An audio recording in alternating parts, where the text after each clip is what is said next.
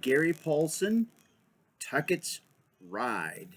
Here we go. This is chapter 10 and chapter 11. Francis, wake up, Francis. We need you. You have to wake up.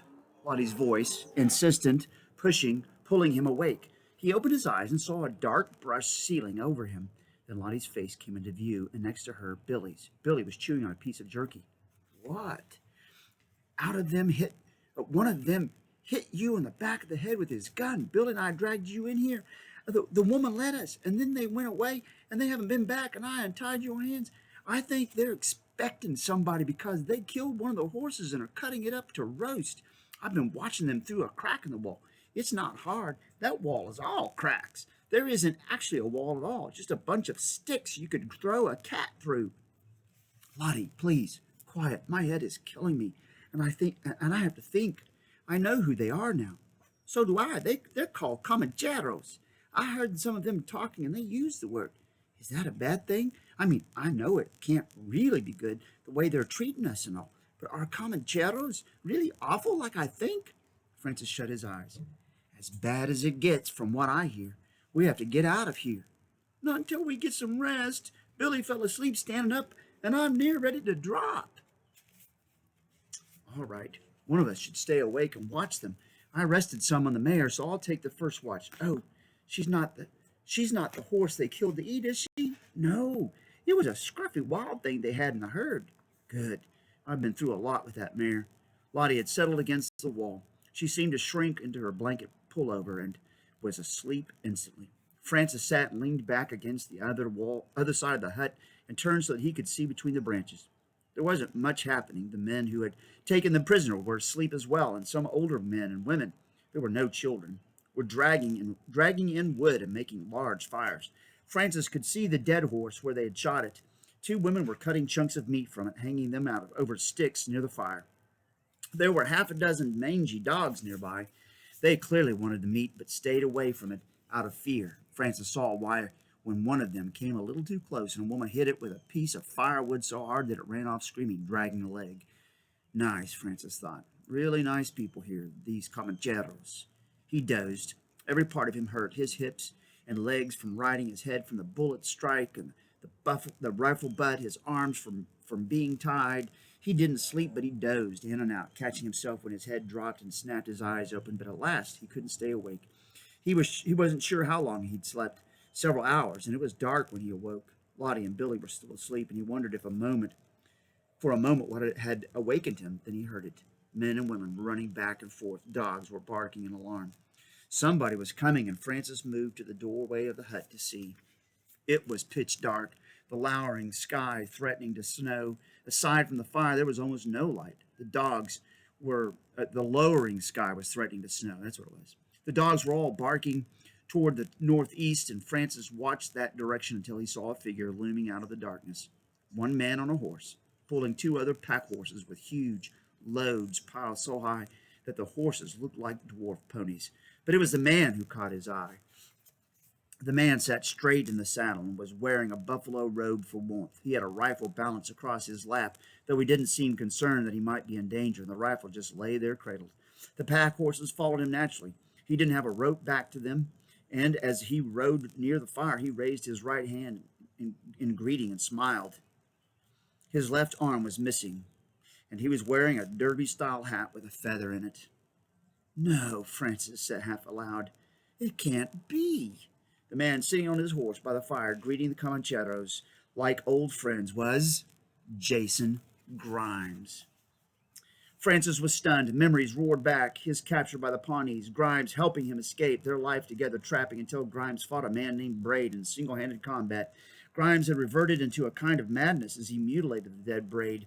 Grimes had been badly wounded in that fight, and Francis had struck out on his own, angry at Grimes for becoming what he considered so evil. He'd thought it probable that the mountain man had died of his injuries. Clearly he had survived, and just as clearly he was not trapping beaver any longer.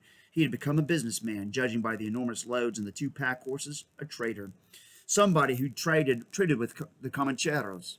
Talk about stooping low, Francis thought, watching Grimes and the men unpack the horses near the fire. Grimes could crawl under a snake. Who is it? Lottie had awakened and was peering through the brush wall next to Francis. You know him? Is that another friend? Not a friend exactly, he was, but I don't know what he is now. Will he help us escape? Francis frowned. I don't know. He helped me get away from the Pawnees once, but things were different then. Now, Lottie sighed. I hope he will, Francis. I'm ever so worried about us. Me too, Lottie. Don't worry. I'll think of something. The problem was that Francis had been trying to think of a way out, but it looked impossible. Alone, he could cut and run and might have a chance, but with the two children, and there was absolutely no way he could leave without them, it became much more difficult. They slowed him down, and there was the added responsibility of having them near. He couldn't take foolish risks that might endanger them. They had added wood to the fire outside, and Grimes was showing his goods to trade as he had done with the Pawnees. He had powder and lead, but he also had some mirrors and blankets and sugar, some cheap knives and tomahawks and dried apples and other dried fruit and some salt. He passed blankets and bolts of material around, spread one blanket on the ground, and displayed his wares there. They soon had a brisk trade going. The Comancheros needed the goods to trade with the Comanches when they came. In return, they gave Grimes pelts and cash money the Indians had given them previously. Francis watched all this and wondered how he could get Grimes' attention. If the mountain man couldn't help him escape, maybe he could do something for the children. As the trading grew more excited, squabbles broke out over items that several people wanted. Two men wanted the same blanket, and they soon pulled knives out and went at it. One man, larger than the rest, the man who had led the raiding party that had taken Francis and the children, held up his hand and stopped the trading. He said something in broken English to Grimes and pointed to the brush hut where Francis stood watching. Grimes shook his head and motioned for the trading to continue. The leader made a nose sign and pointed again at the hut. Finally, Grimes stood and walked in the direction of the captives. The leader grabbed a burning stick off the fire and followed. He stopped at the door of the hut and held the torch up so Grimes could see in. Pascal, there ain't nothing in here but a couple of pups. I ain't going to give you my whole poke for a couple of sprites. What would I want with pups? Hello.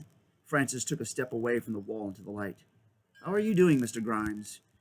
For a full 3 seconds, the mountain man stood still. Then he took the torch from the Comanchero and held it up. Mr. Tucket, is that you? Francis nodded. Well, I thought you went on west to join them farmers you missed. I got sidetracked. Grimes looked at the children. I would say so. Are these your kin? In a way. You wouldn't consider leaving them. No. It was a stupid question knowing you and how much you like the niceties of civilization. I don't believe in hacking up dead bodies, if that's what you mean. It don't seem like you're in a position to be picking up people. I'm sorry. It just slipped out. And as Francis said it, he realized he meant it. He was sorry. In a way, he was genuinely glad to see the mountain man, and not just because he hoped he could help. Seeing him now, he felt that he had missed him. I'm sorry. Grimes was silent for a time, the fire from the torch flickering up his face, and he sighed. You sure do cause me a peck of trouble. I didn't mean to. The way the stick floats is me and this Pascal are friends, ain't we, Pascal? The man nodded, smiling through broken teeth. Amigos, see? He don't understand a whole bunch of English, so we can talk a bit. We're friends, but the friendship is on account of what I can bring them when I come trading. If I don't bring them anything, my hair will probably go to a Comanche and trade. So you have all that stuff on pack horses, Lottie cut in. Give him that. Speaks right up, doesn't she? Grimes looked at Francis. Francis nodded. She doesn't hold back much. The problem is this Pascal is a heap good trader. He wants to keep his gold and get the trade goods. Ah. Grimes nodded. So he told me he'd trade all three of you for what I've got, and we'd call her square. Sounds like a good deal to me, whispered Lottie. The tight part is all I own is wrapped up in those trades. I trade for you, and I wind up with nothing to keep going. I'll pay you back, Francis said. Somehow. I'll get work and pay you back.